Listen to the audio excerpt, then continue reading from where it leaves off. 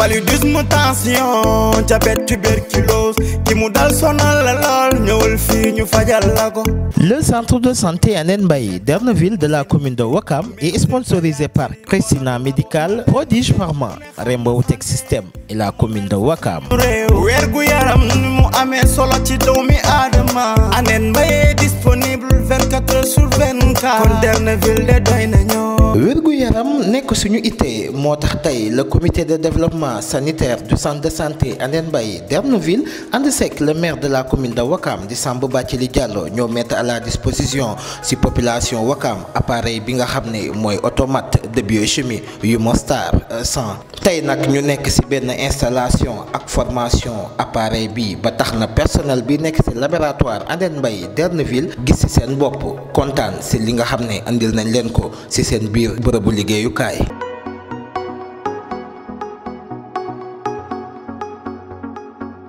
ki nga xam ne mooy monsieur Abdourahmane Thiombane nekk technicien en maintenance médicale spécialisé dans le domaine de laboratoire sànni na si ay kàddu waaye di wane mbégte bi mu am si centre de santé Anen Mbaye d'Erneville si li nga xam ne mooy machine bi ñu def à la disposition de la population du automate de biochimie yu Mostar 100. asalaamaaleykum mbokk yi maa ngi nuyu ñëpp di leen ziar man je m'appelle monsieur Abdourahmane Thiombane donc je suis technicien en maintenance biomédicale spécialisé dans le domaine des laboratoires donc aujourd'hui tey ñu ngi fi nekk pour une activité d'installation de formation d'un appareil automate qui est là Umostar 100 donc qui est un appareil vraiment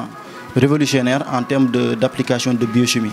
donc tey jii ci lañ nekk nii on est en train de faire la formation tey jii appareil bi ça vient soulager les populations ou bien les utilisateurs au niveau du centre de santé Anen Mbaye d'Erneville parce que auparavant on utilisait les appareils semi-automates de biochimie qui prenaient beaucoup de temps et qu'il y a beaucoup d'erreurs qui sont susceptibles avec ces appareils-là parce qu'il y a les procédures préliminaires de préparation, des réactifs de préparation des échantillons. Tout ça, c'est souvent un perte de temps ou bien l'utilisateur peut faire des erreurs. Maintenant, avec cet automate de biochimie-là, ça vient vraiment soulager les utilisateurs en termes de gain de temps, en termes de précision, mais aussi en termes de fiabilité des résultats. Donc là, je dis que c'est un jackpot pour le centre de santé Anen Mbaye d'Erneville. Donc, tey jii on peut saluer cette initiative parce que c'est rare qu'on voit des centres de santé avoir ces automates-là qui peuvent faire 100 tests par heure, vraiment qui est un outil qui permet vraiment de faire gagner du temps, gagner en termes de réactifs, gagner en termes aussi de gains. Donc c'est une initiative qu'il faudra saluer, qu'il faudra accompagner. Vraiment, nous saluons le centre de santé Anen Mbaye d'Erneville, nous saluons aussi les autorités de Ouakam pour cette initiative-là. Donc tey jii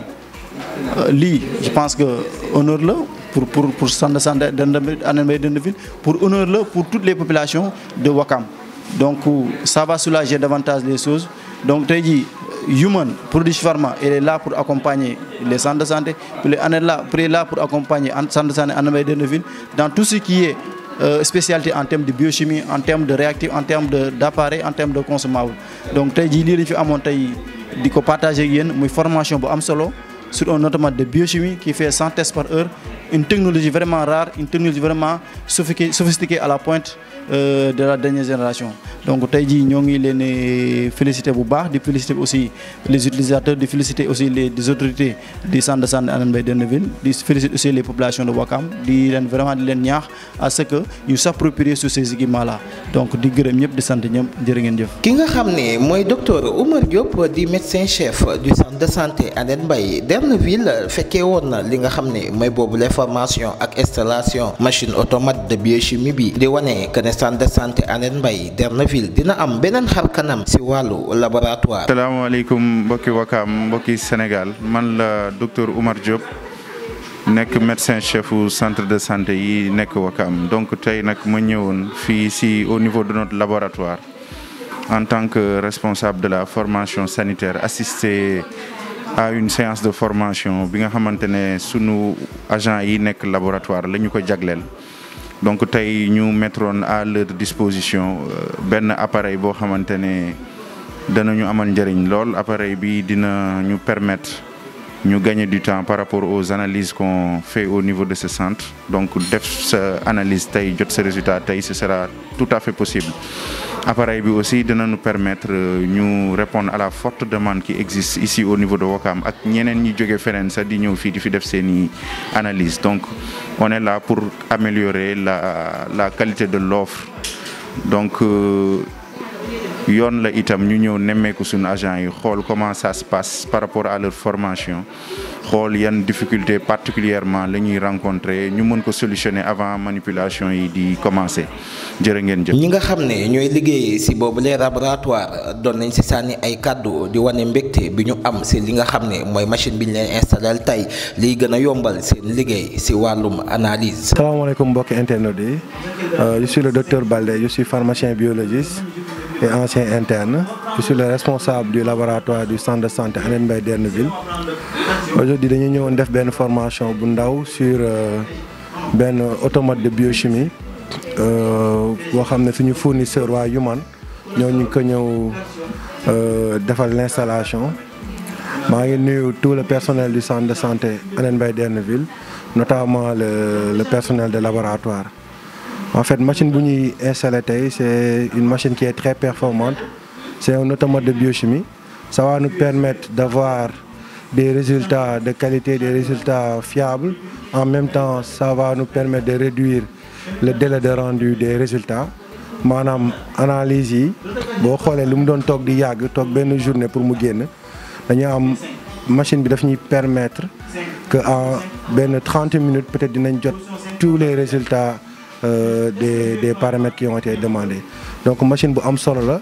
té c'est une machine de qualité et qui coûte des millions. Je pense que machine bi c'est comme un joyau pour le centre de santé Hann Mbaye Derneville, plus précisément le laboratoire.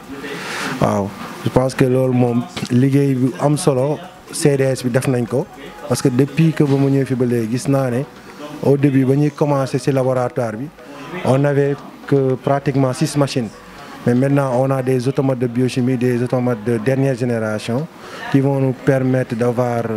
une meilleure adaptation sur le travail, de nous permettre aussi de liggéey bi gën a jaar yoon. Man la madame Ndiaye, technicienne laboratoire fii nii ci Hann Mbaye Derneville. Tey nag dañ doon def installation automate biochimie. On trouve que c'est un grand pas. Waaw, ndax vraiment automate moom tu gagnes en temps, tu gagnes en réactif aussi. Parce que méthode manuelle bi ñu doon def aussi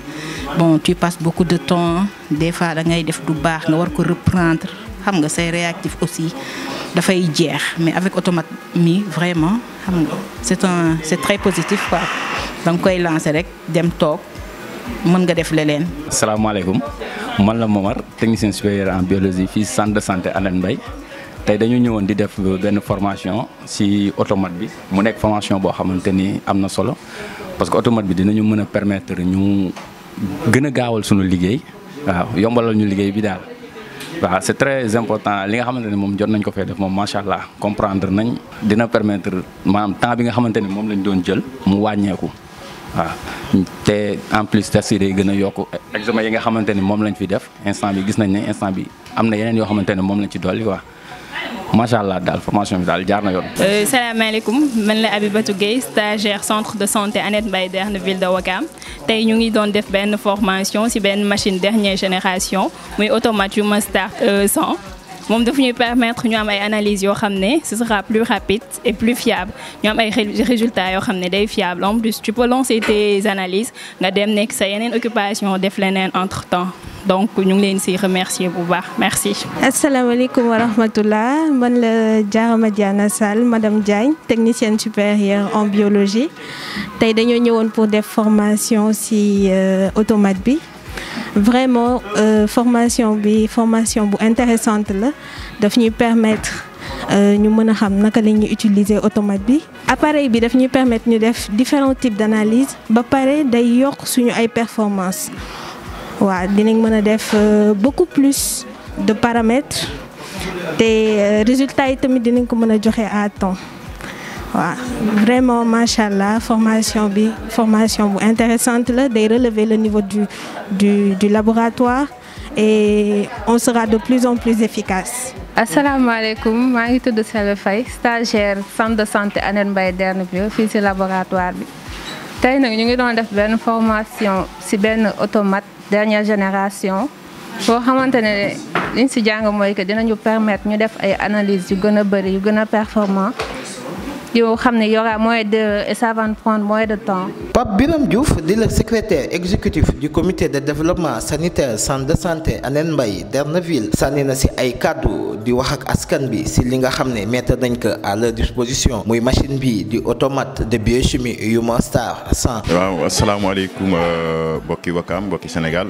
man la Pape Birame Diouf di secrétaire exécutif bu comité de développement sanitaire bu centre de santé Hann Mbaye Derneville bu Wakam. waaw tey fi ñëwoon juste xam naa ne mooy appareil bi nga xam ne gis nañ jamono yu weesu ak monsieur le maire de la commune de Wakam monsieur Samba Bathily Diallo ñu ñëwoon réceptionné ko muy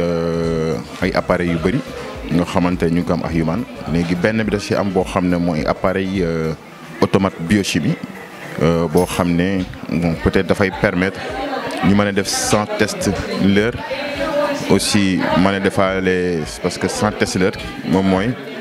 2400 tests jour ñu koy defandoo en même temps nga pare boo xoolee en général comme li ëpp si bulletin yi nga xamante ne moom li ñuy demandé analyse yi ñuy demandé en général paramètres yu si bëri ba biochimie la te dafa bëri woon lu ñu ko doon def de manière manuelle léegi ñu ñëw ak automate bi nga xam ne dina permettre ñu mën a defandoo 100 tests l'heure ba pare amatul manipulation bu bëri. parce que tout est automatisé da ngay ñëw dugal prélèvement yi paramètre machine bi moom mu defar la ko comme ça kooku sax dina mën ñëw soit taxaw surveiller lay def wala bu amee beneen liggéey bu mën def ci laboratoire aussi mu taw bu paree ñu signaler ko mu ñëw récupérer résultats yi tey ñu ñëwoon doon réceptionner loolu muy appareil boo xamante ne c'est un appareil de dernière génération boo xam ne de marque Human c'est une marque allemande aussi nga xamante ne boo xoolee ci biir labo bi bëri na ci ay appareils yoo xamante ne ñoom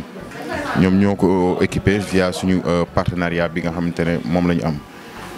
di wax rek ne di ci sant bu baax di wax aussi di waa population wakamoise bi ñenn wax ne tey jii laboratoire bi centre de santé Hann Mbaye Derneville bokk na ci laboratoire yi nga xamante ne ñoom ñoo gën a mucc ayib ci Dakar. pour ne pas dire Sénégal waaw bokk na ci laboratoire yi nga xam ne wax dëgg yàlla macha allah li fi def bëri na trop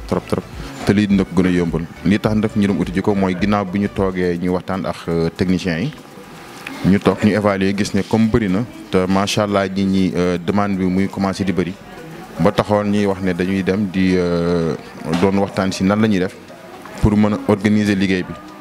parce que demoon nañu sax bay waaja naan pour résultat yi dañ koy joxe. ci délai wu 2 jours bi ñu toogee ñu waxtaan ci lañu wax ne qu'il n'en était pas question li gën mooy xool ce qu'il faut pour que résultat yi aussi nit ñi bu ñu demandé seen ay examen ñu mën ko am au plus tard dans les 24 heures ñu am seen ay résultats bon benn instant demoon nañu bay utiliser ndoo ñaari appareil pour que tey jii ñu xaaj prélèvement yi ñi di def fi ñuy defale mais gis nañ ne loolu ba léegi xawoon na gaawal affaire bi mais nii lay gën a gaawee parce que dina permettre li nga bëgg yëpp nga mën ko am ñu ci ñëpp dina wax ne tey jii disposition yi nga xamante ne moom la ñu jël pour que liggéey bi gën a gaaw aussi comme ni ñu ko waxee résultats yi dafay gën a fiable aussi liggéey bi dafay gën a gaaw ñu wax ne fii ci centre de santé Hann Mbaye Derneville ñu ñëpp bépp analyse boo xamante ne am nga ko boo ñëwee fii dinañ ko def toujours ci logique bi ñu nekk mooy relever le plateau technique. Relever le plateau technique aussi ñu am foo xamante ne fa la ñuy taxaw ba liggéey bi ñu war a def ñu def ko si ni mu gën a mucc ayib ni mu gënee te di ñëpp leen wax ne tey jii centre yi mu ngi nii toujours di xool seen ay soxla lan la ak nan la ñu mën a améliorer la qualité surtout pour que ngeen mën a am satisfaction di sant ñëpp di gërëm ñëpp di remercier aussi monsieur le maire de la commune de Wakam monsieur Samba Bathily Diallo si jàpp bi muy jàpp ci liggéey bi ak investissement yi ñu am solo yi mu ci ayib yoo xam ne tey jii boo xoolee dans le district doo ko gis ci benn